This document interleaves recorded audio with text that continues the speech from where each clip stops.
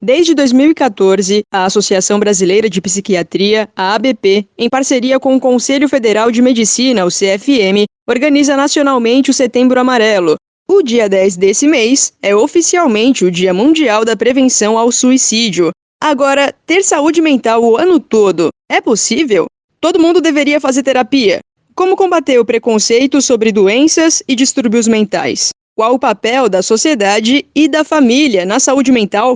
Essas são algumas das perguntas que a gente vai buscar responder nesse e nos próximos episódios do Ciência ao Pé do Ouvido, que nesse mês discute a temática saúde mental. Eu sou Josiele Ingrid, jornalista na Diretoria de Comunicação da Universidade Federal de Uberlândia, e a partir desse episódio eu vou contar com a participação especial de algumas pessoas que vão guiar aí o nosso bate-papo junto aos convidados. Nessa nova série sobre saúde mental, quem vai estar presente durante as entrevistas são os estagiários de jornalismo da Diretoria de Comunicação da UFO, a Laura Justino e o Túlio Daniel.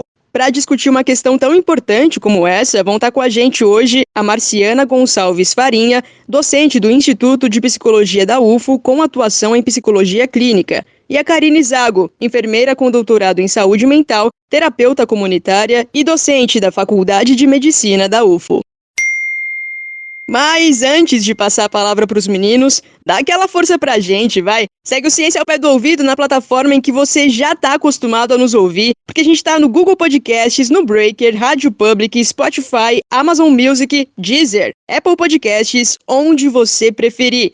Além disso, a gente também está no TikTok, Twitter, além das redes sociais oficiais da UFO. E claro, tem alguma dúvida sobre o assunto dessa nova série? Ou quer mandar um recado pra gente, pros nossos convidados? Manda um áudio pro nosso WhatsApp, 9966-2021. Repetindo, 9966-2021, fácil de decorar, né? O nosso DDD é 34.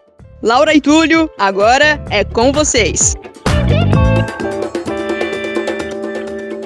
Muito obrigada, Josi. Hoje estou junto ao Túlio para conversarmos com a Marciana e a Karine, professoras da UFO. Aproveito para agradecer a atenção de você, ouvinte. Fique até o final que o papo vai ser enriquecedor.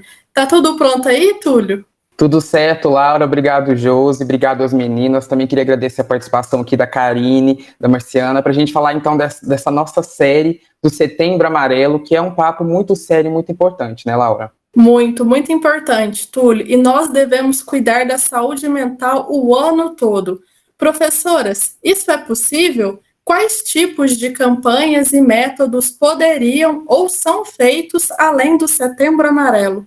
Isso é possível e é imprescindível que a gente possa falar sobre saúde mental o ano todo. Eu acho que algo que seria muito importante são os programas institucionais e os programas governamentais que se importem com temáticas de saúde mental que atravessem todo o ano, né? A gente pode subdividir aí a saúde mental em diversas temáticas que são importantes para trabalhar em todo o ano, principalmente agora, nesse período que a gente está passando de pandemia, que a gente tem muitas situações relacionadas ao adoecimento mental na pandemia e também as sequelas que virão, né? Depois da pandemia, a gente vai ter muitas sequelas relacionadas à saúde mental. Então, é imprescindível que a gente comece a pensar em programas e política de saúde mental que abarque o ano todo, né? E que a gente possa falar e exaltar a saúde mental, a importância dela durante todo o ano. Então, e é até interessante, né, pessoal, porque a gente acaba que quando chega no setembro, a gente vê muitas pessoas falando assim, você critica a pessoa o ano inteiro e chega em setembro, quer falar de saúde mental, quer falar de empatia, acaba que tem até uma banalização um pouco do movimento, né? Então, assim, alguns métodos mesmo que a gente tem que adotar para tentar contornar isso. Ô, Túlio, tem uma coisa importante, né, é assim, que a UFO, ela tem um projeto de cuidado psicossocial que iniciou junto com a pandemia, né, um atendimento virtual psicossocial, que é o projeto Proteger Se Você Não Está Só, que esse projeto ele veio para sustentar essas situações relacionadas de saúde mental, relacionadas à pandemia, e já está funcionando há mais de um ano. A gente tem 1 ano e meio de funcionamento todos os dias da semana, e das 8 às 9 horas da noite. Né? Qualquer pessoa pode entrar nesse projeto para poder solicitar um atendimento, um cuidado em saúde mental. Se as pessoas quiserem saber mais sobre isso, pode dar uma olhadinha na página da PROAI, da UFO, que tem mais informações. Muito bacana, então fica a dica aí. E a gente ouve falar muito sobre transtorno, sobre doença mental. Tem uma diferença? Qual que é essa diferença entre transtorno e doença? É a mesma coisa? Não, não é. É diferente. A gente fala em relação aos adoecimentos mentais, que são transtornos. Porque quando a gente fala doença, existe uma causa específica, existe um grupo de sintomas que são específicos e uma terapêutica específica. Já os transtornos, não. Os transtornos, ele pode ter uma gama de variáveis que se encaixa melhor para as condições mentais. Então, uma pessoa com depressão, ela possivelmente não vai ter as mesmas manifestações do que uma outra com a mesma doença, depressão. Por isso, transtorno e não doença. E, assim, já que estamos falando de diferença, doença psíquica ou mental são a mesma coisa? Existe um termo correto? Não tem nenhuma diferença. Epistemologicamente falando, é a mesma coisa. Todos os dois vêm da palavra psique, né, que a gente fala daquilo que vem da alma, do espírito. Se a gente quiser traduzir de uma forma mais científica, é aquilo que não é do corpo, ou seja, da mente. Então, psíquico ou mental, tanto faz. E eu chamaria atenção também para um outro aspecto, que é transtorno e doença é a mesma coisa? Sim, o transtorno tem sido cuidado de uma maneira que ele seja menos estigmatizante, porque a doença parece que é uma patologia, né? E normalmente as pessoas entendem que patologia mental não tem cura, tem tratamento. O transtorno dá essa ênfase que é passageiro, que pode ser passageiro. E que pode ter o fato da pessoa ter um transtorno não significa que ela está doente e paralisada, né? Acho que esse é um outro aspecto importante para pensar aí no estigma que a doença mental ainda sofre em nossos dias. E agora a gente tem uma pergunta de um ouvinte, o Sandro Júnior, que ele é de São Caetano, inclusive deixa o convite aqui, se você tem alguma dúvida, mande um áudio para a gente no WhatsApp, 9966-2021, DDD 34, e o Sandro fez a seguinte pergunta. Quais tipos de ajuda, terapia e tratamentos são usados para os transtornos e doenças mentais? Então, obrigada, viu, Sandro, pela sua pergunta. Acho que essa é uma dúvida de muitas pessoas, né? Nós temos desde uma terapêutica medicamentosa, e aí o melhor profissional para tratar disso é o médico psiquiátrico, mas também nós temos uma infinidade de outras terapêuticas, e aí eu vou falar principalmente das psicoterapias, né, que ajudam a pessoa a entender o que está acontecendo, porque o medicamento ele vai tirar os sintomas, né, mas junto com isso, uma psicoterapia pode ajudar a pessoa a entender o que a fez adoecer, o que tem causado esse sofrimento nela, e como que ela pode aprender a lidar com essas dificuldades que ela tem. Às vezes as dificuldades são intrínsecas, e às vezes as dificuldades são extrínsecas, né, é como ela lida com o ambiente, e como esse ambiente é percebido como um dificultador, por exemplo, ou como um adoecedor. Dentro das psicoterapias, a gente tem diferentes abordagens, desde as humanistas, né, Gestalt, fenomenologia existencial, até psicanálise, psicoterapia, terapia cognitivo-comportamental, que tem manejos diferentes, mas são consideradas e denominadas como psicoterapias. Atualmente, a gente tem outras terapias que a gente chama de terapias integrativas, né? O SUS já preconiza esses tratamentos e que aí tem práticas de meditação, práticas de yoga, práticas de reiki e que podem ser coadjuvantes no tratamento. É importante dizer que não há uma única forma de tratar, um único jeito de tratar e que todas as somatórias podem levar a um bom tratamento. Então, hoje falar que é só o medicamentoso, a gente entende que ele não dá conta de tudo. Por quê? Porque ele tira os sintomas, mas não ajuda a pessoa a entender o que aconteceu, o que fez ela adoecer e, inclusive, ajudar ela a criar recursos e estratégias mais saudáveis para ela lidar com as dificuldades dela. Professora Marciana, você falou para a gente sobre a psicologia cognitiva, comportamental. Enfim, você pode diferenciar para nós e todos os ouvintes, rapidamente? Quando eu nomeio as terapias, né, as psicoterapias, as humanistas, as psicanalíticas e as comportamentais, e aí tem uma infinidade delas, né, mas que não vem ao caso aqui ficar denominando, é muito mais da estratégia que o terapeuta usa para tratar aquela problemática que pessoa traz, né, que o nosso cliente traz. Mais do que eles usam ferramentas diferenciadas para isso, né? É importante dizer isso, a ferramenta que o terapeuta está usando é como que ele se vincula e como eu estou vinculada a ele. Esse é o primeiro aspecto, assim, o primeiro fundamento para a gente poder ter um tratamento psicoterápico. Tem uma outra coisa que eu acho que é importante ressaltar, que da mesma forma que a doença não se manifesta da mesma forma nas pessoas, né, os transtornos ou as questões emocionais, as pessoas também não respondem da mesma forma aos tratamentos e aos cuidados. Então, às vezes, alguém te diz assim, faz terapia que é muito bom, a terapia cognitivo-comportamental é ótima, vai lá, faz. E aí a pessoa não se identifica e fala, nossa, mas eu não gostei, né, de fazer. Porque cada um vai se encaixar também num tipo de cuidado. Tem pessoas que funcionam muito bem em terapias de grupo, por exemplo, que não são individuais. Tem gente que consegue ser inserido numa atividade terapêutica, artística, por exemplo, e que aquilo traz alívio das condições de adoecimento emocional, né? Então, assim, dependendo da pessoa, ela vai dar certo com um tipo de terapia. O mais importante é tentar, né? A gente precisa experimentar. O que a gente não pode se manter no adoecimento, a gente não pode se manter dentro do transtorno, né? A gente tentar buscar ajuda de alguma forma. Karine, que bom que você levantou esse aspecto, porque, assim, além disso, né, de que terapêutica se é individual, se é grupal, tem um outro aspecto, em que momento da vida eu estou, que eu estou mais adoecido e não me vejo em condições de sozinho suportar isso, e aí é hora de pedir ajuda mesmo.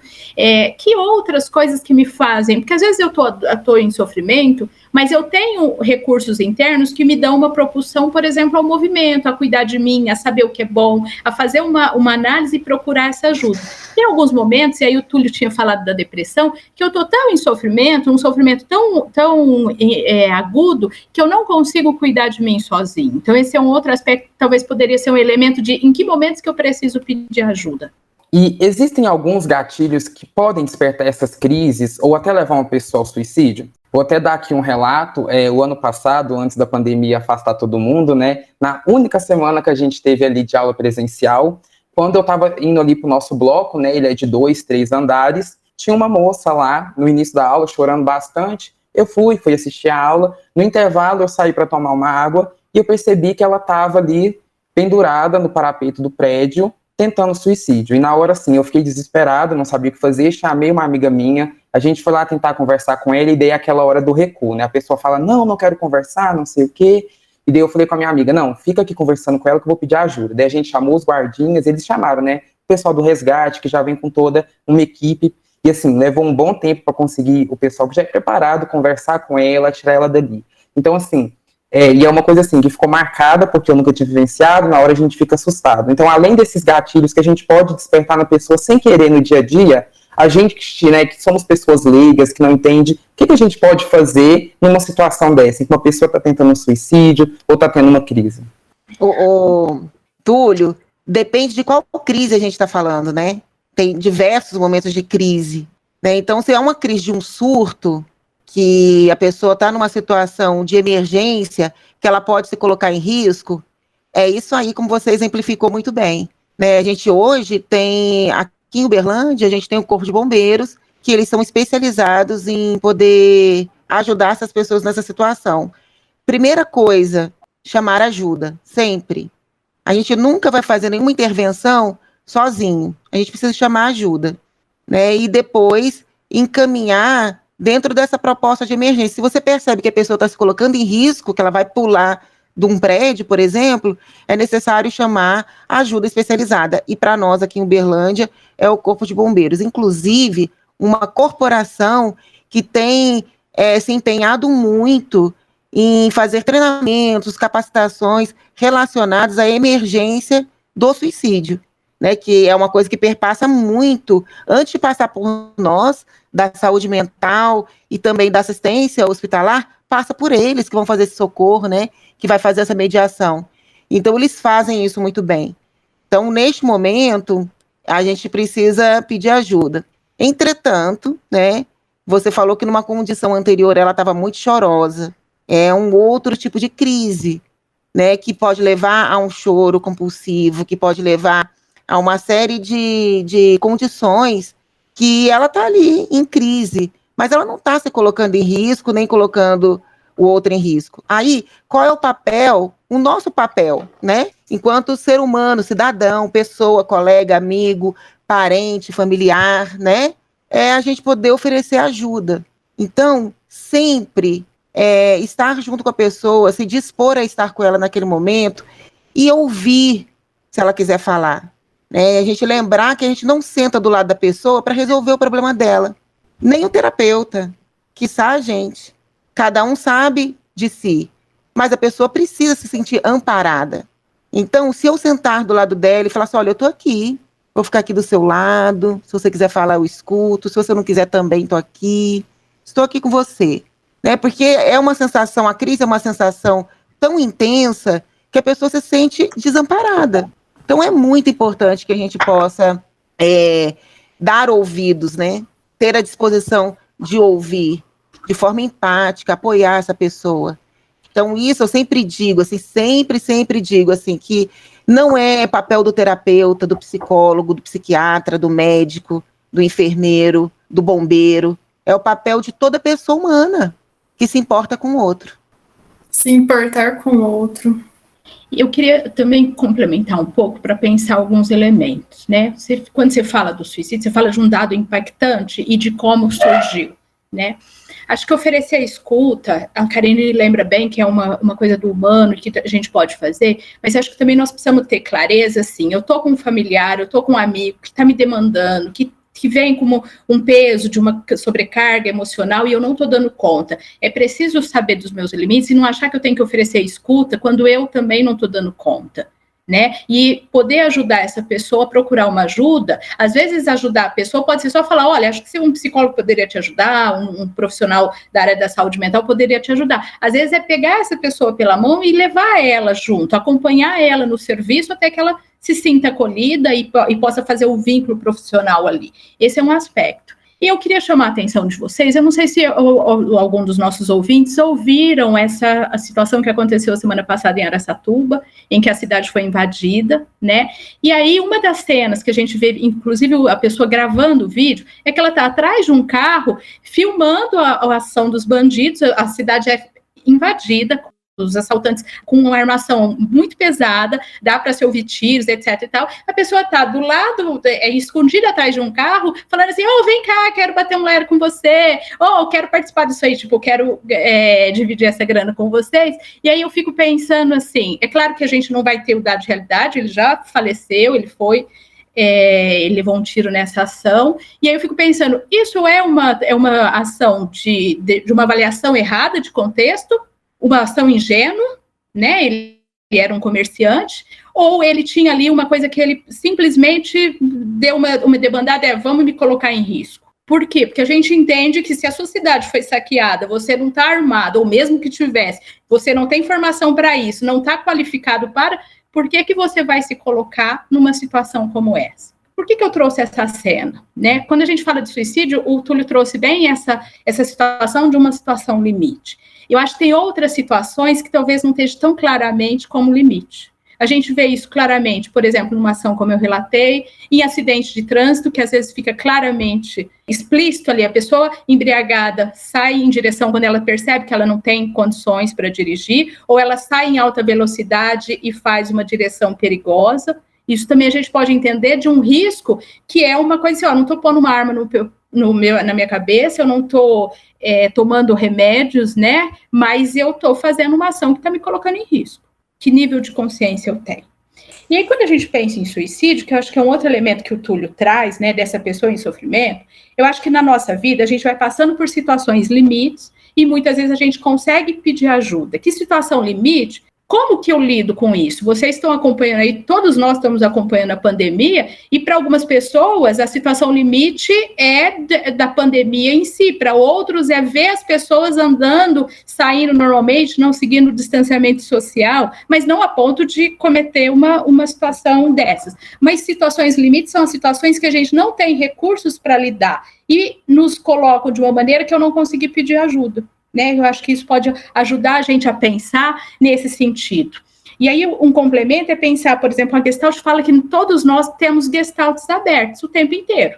A questão é que a gente não tem muito controle de quando essas gestaltes abertas vão aparecer. Não quer dizer que gestalt aberta provoca suicídio, não é nada disso. A questão é como que eu lido com essas dificuldades que eu tenho. Porque se eu vou colocando uma dificuldade, não vou reconhecendo ela, vou deixando embaixo do tapete, em algum momento ela vai aparecer. E às vezes nos momentos mais inesperados que podem nos causar uma dor maior, uma dor intensa, uma dificuldade maior. Então, tenham em mente essa coisa da situação limite, né? Porque aí eu acho que complementa com o que a Karine disse, que nós temos...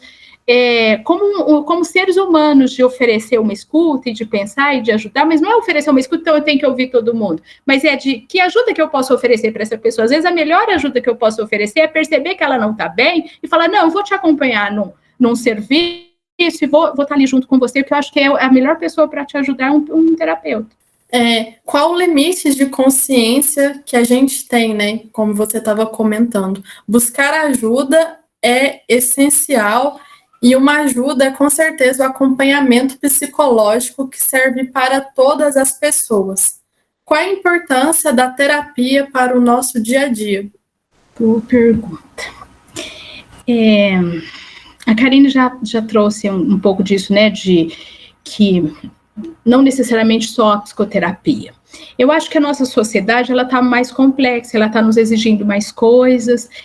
Eu lembro quando meu irmão estava fazendo faculdade na década de 80, e aí ele saiu da faculdade com 3 empregos, ele nem saiu para procurar emprego, ele tinha 3 ofertas de emprego. Hoje, quando a gente sai da faculdade, aí tem várias piadinhas falando assim, o melhor motorista de Uber são os engenheiros. Não tem essa perspectiva ou essa expectativa, essa garantia profissional. Isso pode gerar uma instabilidade, não quer dizer que já vai gerar em todos, né? E isso pode causar alguns sofrimentos. Quando eu falo da complexidade humana, eu falo assim, o mundo está mais exigente com todos nós. A pandemia nos exigiu uma reorganização. Quanto mais a gente tem flexibilidade para lidar com essas coisas, ou mais recursos para lidar com isso, mais fácil vai sendo, menos a gente vai sendo impactado com isso. E isso nos dá uma segurança emocional para lidar com isso. Quanto mais recursos temos, mais fácil vai ser. A psicoterapia poderia nos ajudar a lidar com isso? Sim, a fortalecer as nossas defesas, a nos ajudar a pensar em estratégias ou a criar dispositivos emocionais para lidar com as nossas dificuldades. E aí, deixando claro que as dificuldades, às vezes, é lidar com um colega de trabalho, a dificuldade, às vezes, é lidar com as relações pessoais, né? As relações familiares. E a psicoterapia poderia, sim, muito ajudar. Precisa ser só uma psicoterapia? Poderia ser várias outras terapias, né? Nós já falamos aqui das terapias integrativas, nós falamos aqui de outras, e aí eu lembro de outras possibilidades, eu estou cuidando do meu lazer, eu tenho uma clareza do que cabe na minha vida, e eu estou de acordo com isso, ou eu estou assumindo compromisso porque eu acho que eu tenho que estar pronto para tudo, ou eu não posso falar não para ninguém, e aí eu vou me sobrecarregando, vou diminuir no meu tempo de lazer, vou diminuir no meu tempo de sono, e aí eu vou me colocando mais em risco porque eu não estou na minha saúde perfeita, na minha saúde física e mental perfeita. Eu falo isso e lembro muito que no início da pandemia, e eu hoje ainda escuto pessoas falando que trocaram o dia pela noite, estão com dificuldade de ter aquele tempo de eu trabalho, eu tenho lazer, eu vou dormir, eu tenho um tempo de sono. Então, eu troco, às vezes, o dia pela noite e aí eu reduzo o meu tempo de sono. A gente entende que o sono é um momento importante para a pessoa se refazer energeticamente, descansar e se recuperar de um dia de trabalho ou de atividades intensas. Se a gente começa a fazer isso, eu acabo me sobrecarregando emocionalmente para lidar com isso. Eu acho que uma outra coisa também, assim, relacionada à terapia, é que, assim, todo mundo que faz e gosta, recomenda. Então, tem aquela coisa assim, eu faço terapia, eu acho que todo mundo devia fazer terapia. né? A gente diz isso, quem faz terapia e gosta, eu acho que todo mundo deveria fazer. Só que nem todo mundo pode pagar terapia. Então isso a gente tem que trazer também nas discussões, porque isso é uma realidade, infelizmente. Né? Nem todo mundo pode pagar. Hoje a gente sabe que psicoterapia individual, ela não está no SUS, né? Assim, é precário, às vezes até existe, né, psicólogos que atendem no SUS, mas é uma sessão hoje, outra daqui a 2 meses, né? Então a gente sabe que é uma condição precária de atendimento. E aí a gente não pode reforçar em nenhum momento de que se você não faz psicoterapia, você não vai ser feliz, você não vai conseguir, porque é justo isso que a Marciana está colocando, que existem outras estratégias, né? Existem pessoas que se resolvem, que buscam, que vão descobrindo formas de se acolher, de sentir bem-estar, né? E isso é importante.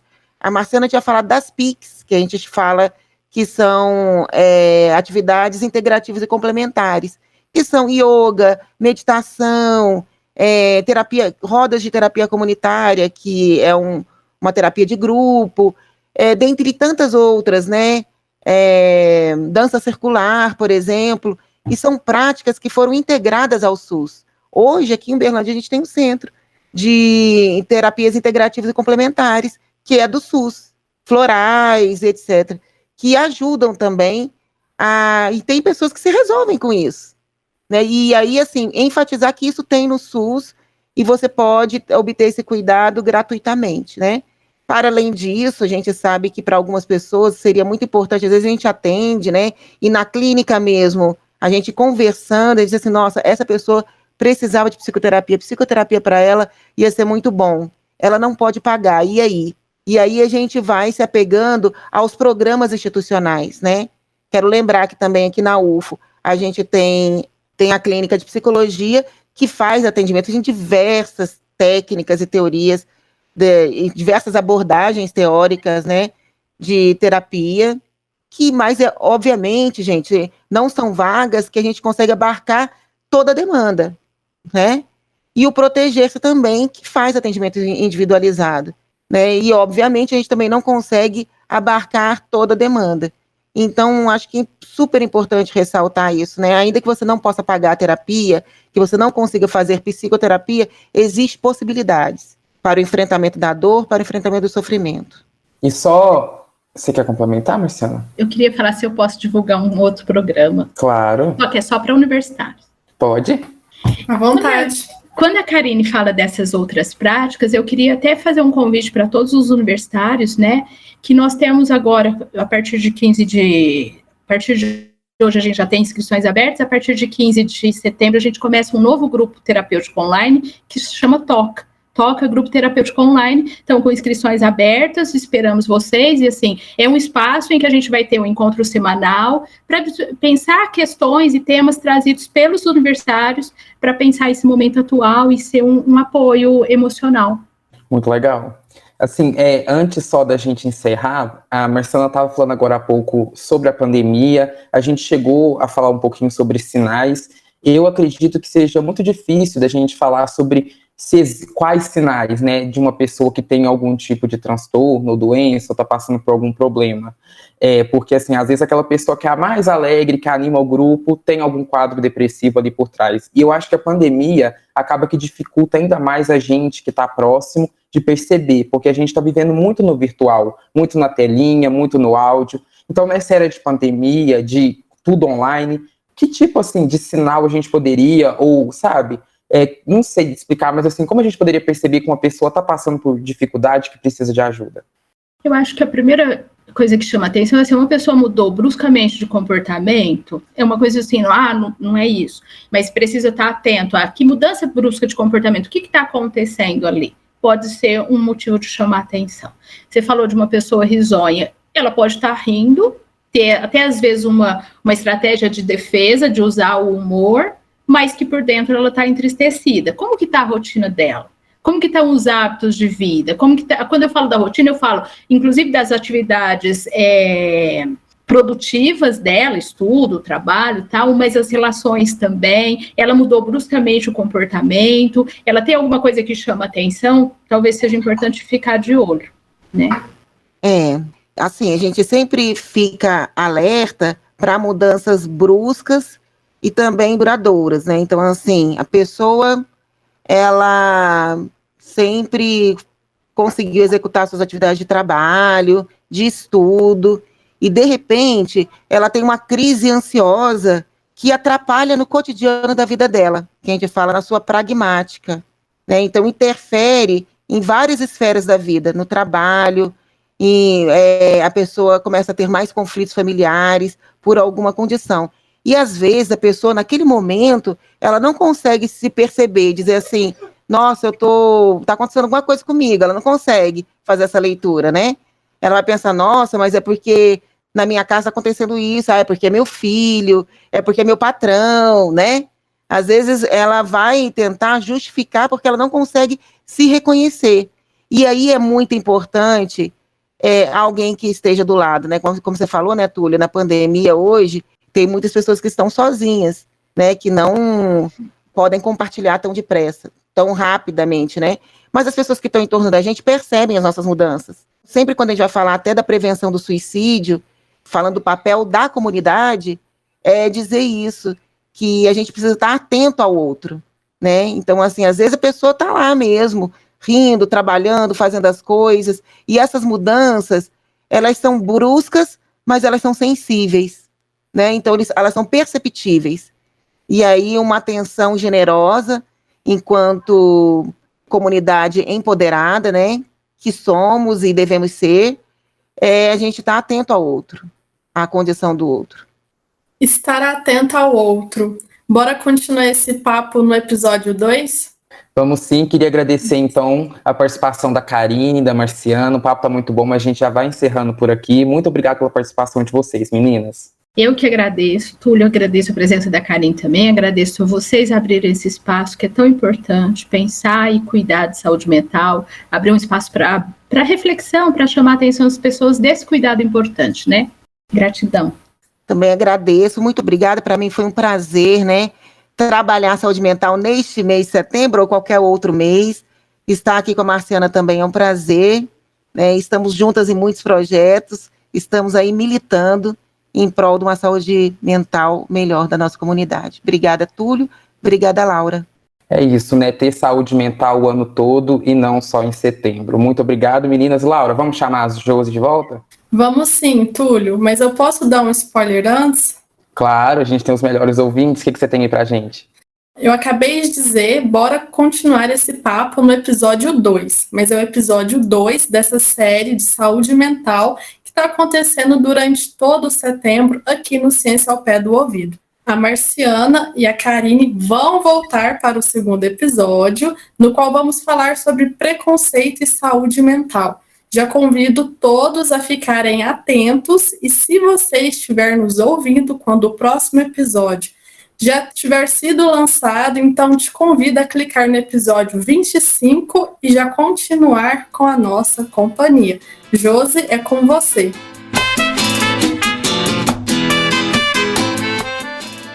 Obrigada, Laura, Túlio, as nossas convidadas pela participação. Esse foi o primeiro de 4 episódios sobre Setembro Amarelo. Nos próximos episódios, a gente continua falando sobre as diferentes abordagens que envolvem a saúde mental. Para você que esteve com a gente até aqui, o meu muito obrigada. Não deixa de seguir, assinar e se inscrever na plataforma que você já está acostumado a ouvir o nosso podcast para não perder nenhum episódio. Gostou da temática? Ficou com alguma dúvida? Eu vou reforçar então. Manda um áudio para o nosso WhatsApp 9966-2021, o DDD 34. Você também pode compartilhar o Ciência ao Pé do Ouvido com seus amigos, todo mundo que você ama, todo mundo com quem você quer compartilhar informação de qualidade com embasamento científico. A gente se encontra de novo na semana que vem. Eu sou Josiele Ingrid, um abraço para você, se cuida! O Ciência ao Pé do Ouvido é um podcast da Divisão de Divulgação Científica da DIRCO, a Diretoria de Comunicação Social da Universidade Federal de Uberlândia. A coordenação é comigo, de Ellen Borges. Eu sou jornalista e pesquisadora aqui na UFO. Toda a comunicação imagética dessa temporada é feita pela Viviane Aiko, estudante e estagiária de design. A divulgação dos episódios nas mídias sociais está com a Laura Justino, estudante e estagiária de jornalismo. Produção, roteiro e as entrevistas estão por conta da Laura e do Túlio Daniel, que também é estudante e estagiário de jornalismo. Captação de áudio, edição, montagem e finalização por Márcio Gonçalves. A apresentação é da jornalista Josiele Ingrid. Na supervisão, Vitor Hugo, eu e a Josi.